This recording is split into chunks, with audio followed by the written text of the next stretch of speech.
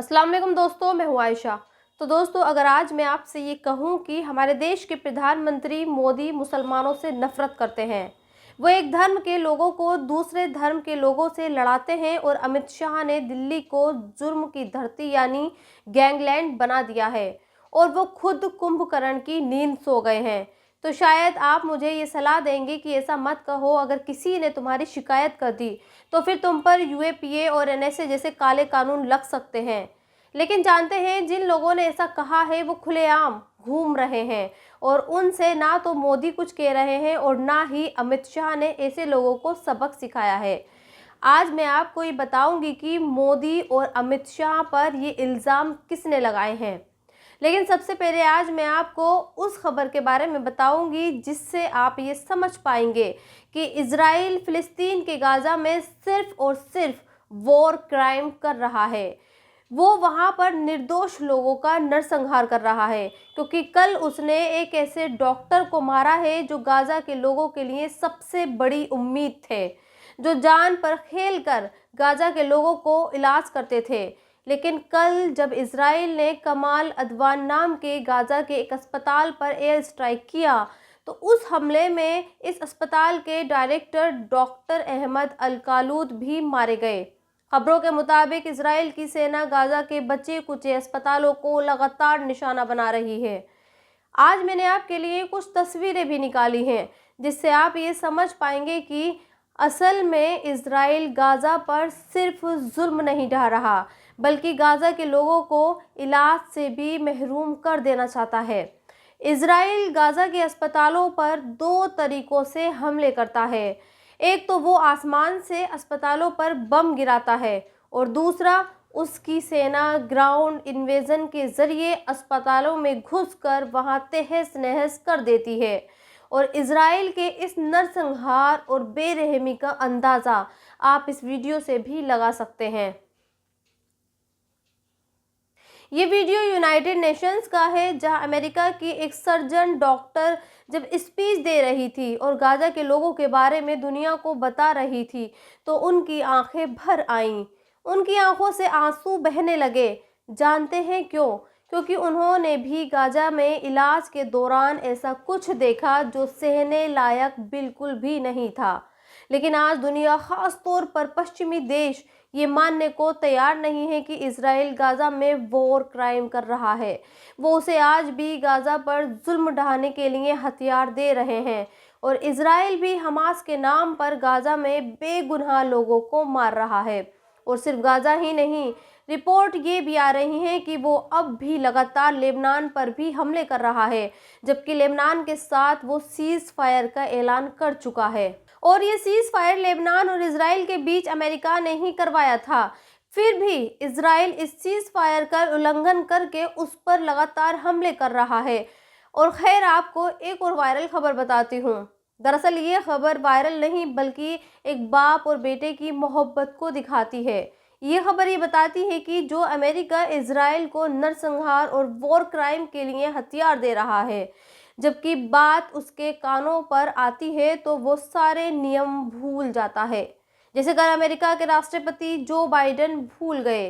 पिछले दिनों Joe Biden ने इजराइल के साथ हथियारों की एक बहुत बड़ी डील की थी, लेकिन कल उन्होंने अपने राष्ट्रपति होने का पूरा फायदा उठाया और अपने बेटे हंटर को अपनी पावर शक्तियों के दम पर जेल जाने से बचा लिया।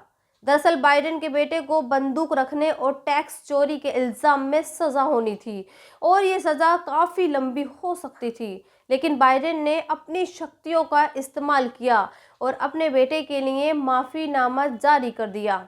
आप जानते होंगे कि किसी भी देश के राष्ट्रपति के पास ये पावर होती है कि वो किसी एक शख्स की सज़ा को ख़त्म करवा सकता है। क्योंकि बाइडेन ने इस साल जनवरी में राष्ट्रपति पद छोड़ने वाले हैं, लिहाजा उन्होंने अपनी इस शक्ति का इस्तेमाल अपने बेटे के लिए किया।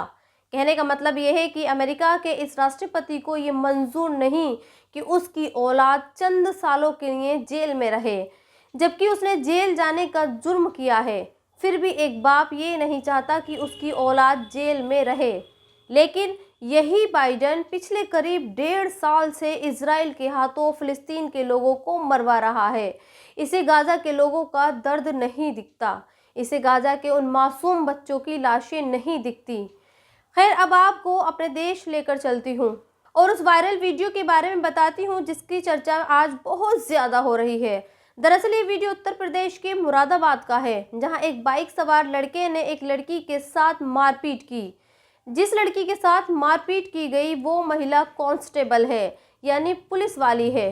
जब उत्तर प्रदेश की पॉलिटिकल पार्टीज को ये पता चला कि लड़की पुलिस वाली है और एक पुलिस वाली को भी पीटा जा रहा है, तो उन्होंने सीधे योगी पर निशाना साधना शुरू कर दिया और ये कहने लगे कि उत्तर प्रदेश में योगी के राज में कानून व्यवस्था पूरी तरह से चौपट हो चुकी है।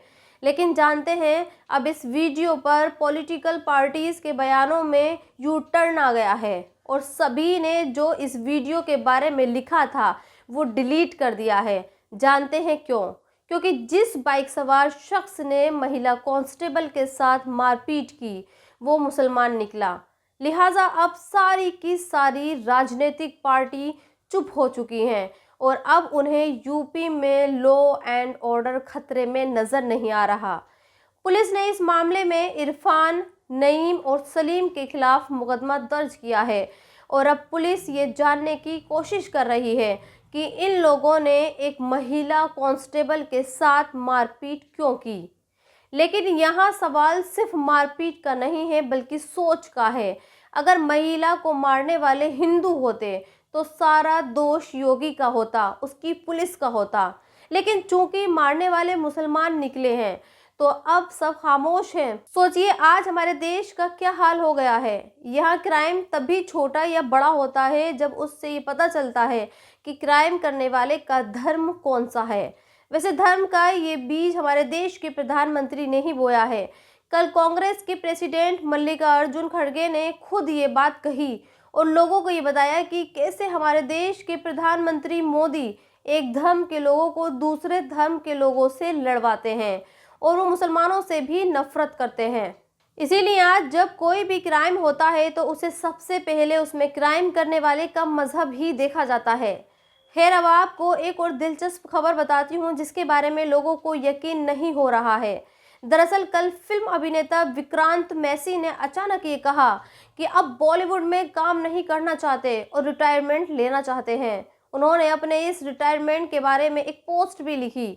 लेकिन अब लोगों को ये बात हजम नहीं हो रही है कि जो आदमी कल तक अपनी लेटेस्ट फिल्म के लिए एक एड़ी चोटी का जोर लगाकर प्रमोशन कर रहा था और अलग अलग टीवी चैनल्स पर बैठकर ये कह रहा था कि गोधरा कांड में जो हिंदू मारे गए थे उनकी बात कोई नहीं करता, वो अचानक बॉलीवुड से रिटायरमेंट क्यों ले रहा है।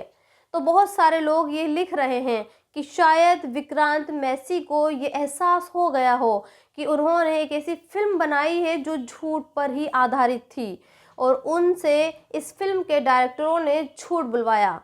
खैर दोस्तों, इस वीडियो में इतना ही। आप भी अपनी राय कमेंट्स बॉक्स में लिखकर मुझे ज़रूर बताएं और अब तक आपने मेरे चैनल को सब्सक्राइब नहीं किया है तो प्लीज़ सब्सक्राइब ज़रूर कर दें। शुक्रिया।